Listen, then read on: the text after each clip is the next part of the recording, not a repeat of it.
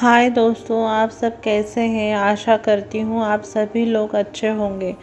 दोस्तों, आज हम एक नई हॉरर स्टोरी की शुरुआत करने वाले हैं। आज हमारी हॉरर स्टोरी का टाइटल है भूत का बच्चा। तो दोस्तों, चलिए इस कहानी को हम सुनते हैं। हमारे आसपास भूतों की एक रहस्यमय काल्पनिक दुनिया है, लेकिन उस दुनिया से बिल्कुल अनजान रहते हैं हम लोग। बहुत सी प्राचीन किताबों में भूतों के अस्तित्व का विस्तरण मिलता है। भूत का बच्चा कहानी उन्हीं की काल्पनिक घटनाओं में से प्रेरित होकर लिखी गई है। एक छोटे से शहर में बिंदिया नाम की एक औरत रहती थी। वह शादीशुदा थी, लेकिन उसकी कोई औलाद नहीं थी। 3 बार उसका गर्भपात हो चुका था। वह बच्चे को पाने के लिए बहुत व्याकुल थी, और लेकिन हर बार उसकी गोद सूनी रह जाती थी। बिंदिया ने औलाद को पाने के लिए कई तरह के उपाय किए थे। इसके बावजूद उसके घर का आंगन बच्चों की किलकारियों के लिए सूना था। बिंदिया का पति एक मजदूर था, और वह अपनी पत्नी से बहुत प्यार करता था। उसी भी बच्चे की बहुत चाह थी, लेकिन ऊपर वाले की मर्जी के बिना उसका यह सपना पूरा नहीं हो सकता था। बिंदिया चौथी बार फिर से गर्भवती होती है। इस बार दोनों बड़ी उम्मीद से गर्भ के बच्चे का ख्याल रखते हैं। बिंदिया का पति उसके खाने पीने की बहुत सी चीज़ें लाकर रख देता है और कहता है कि इस बार तुम्हें अपने बच्चे को पूरा पोषण देना होगा, जिसके लिए तुम्हें मजबूती से खाना पीना होगा और अपना ख्याल रखना होगा। तुमको अपना ध्यान रखना पड़ेगा। बिंदिया अपनी पति की बात सुनकर सर हिलाती है।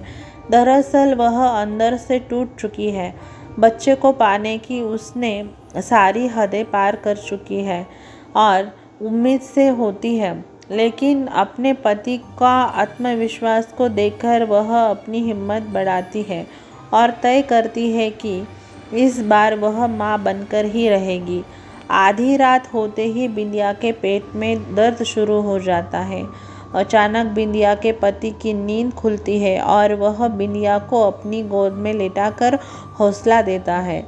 लेकिन जब दर्द बर्दाश्त के बाहर होने लगता है तो वह अपनी पत्नी को अपनी पीठ में लादकर अस्पताल के लिए भागता है।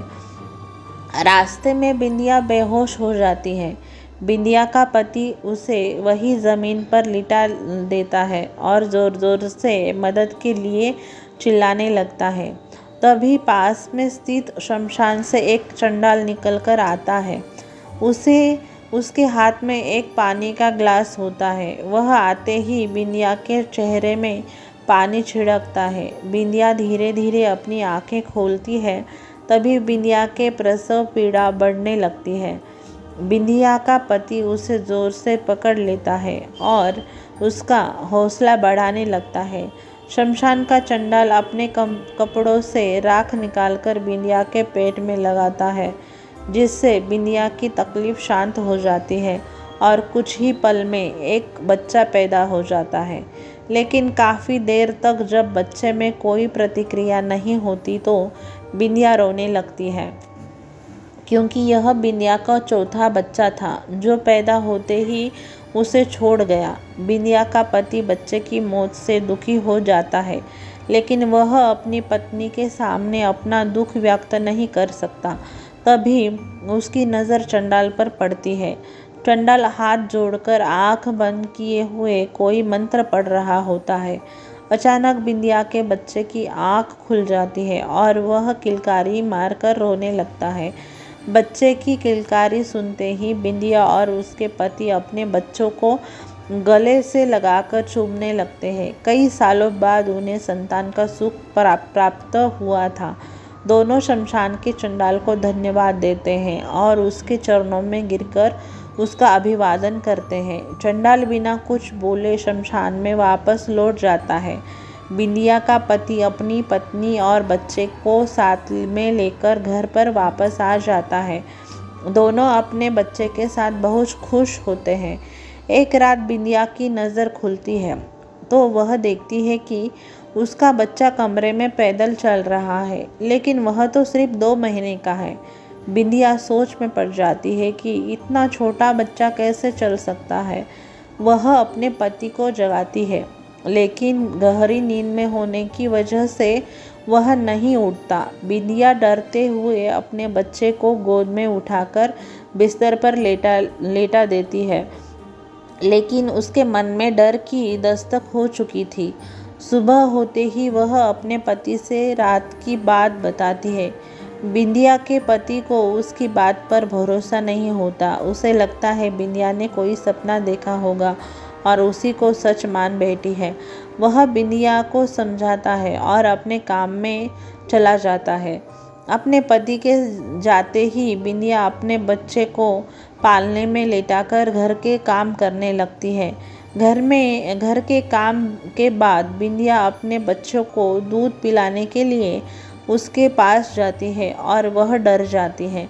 जब अपने बच्चे को खून से भिड़ा हुआ मुर्गे के पंखों के साथ खेलती देखती है, तभी पड़ोस की एक महिला बिंदिया के घर आती है और कहती है, मेरा मुर्गा मिल नहीं रहा है, क्या तुम्हारे घर में आया है? बिंदिया कुछ नहीं समझ पा रही थी।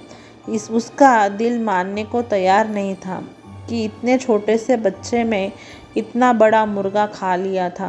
वह अपनी पड़ोसन से झूठ कह देती है कि मैंने नहीं देखा है। शाम को जब बिंदिया का पति घर आता है तो बिंदिया बहुत घबराई होती है और कमरे के कोने में शांत बैठी होती है।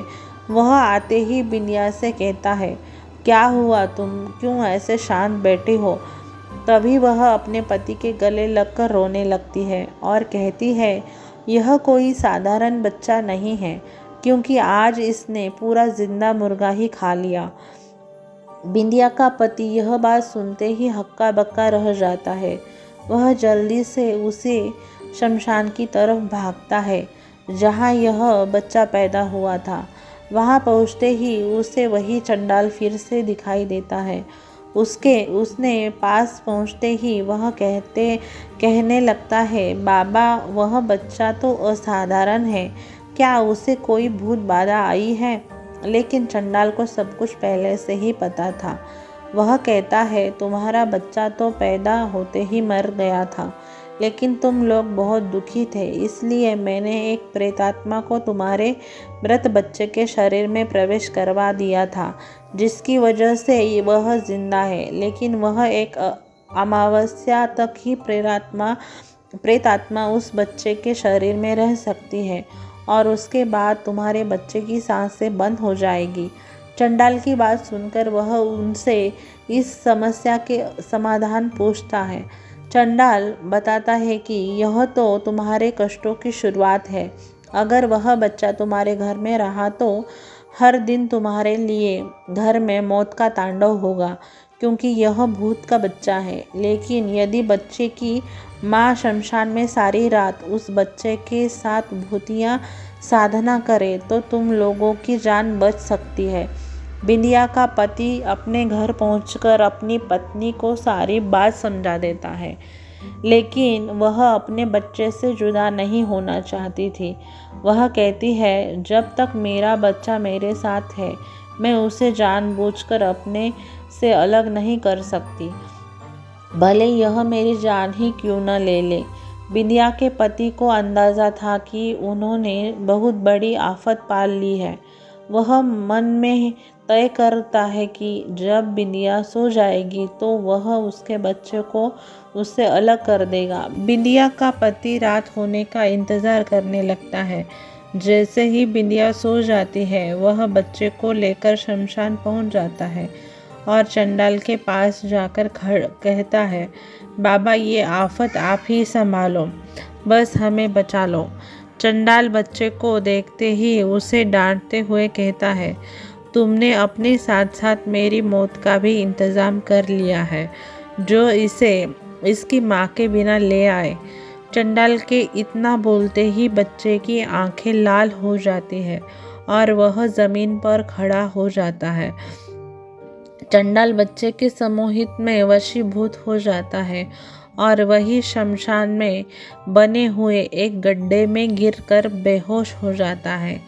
बिंदिया का पति चंडाल की दुर्दशा देखकर डर जाता है और वहाँ से भागने लगता है, लेकिन एक अदृश्य ताकत उसे पैरों से पकड़कर कई बार जमीन पर पटकती है, जिससे वह लहूलुहान हो जाता है और बच्चा उसे उसी गड्ढे में डाल देता है जिसमें चंडाल पहले से पड़ा हुआ है।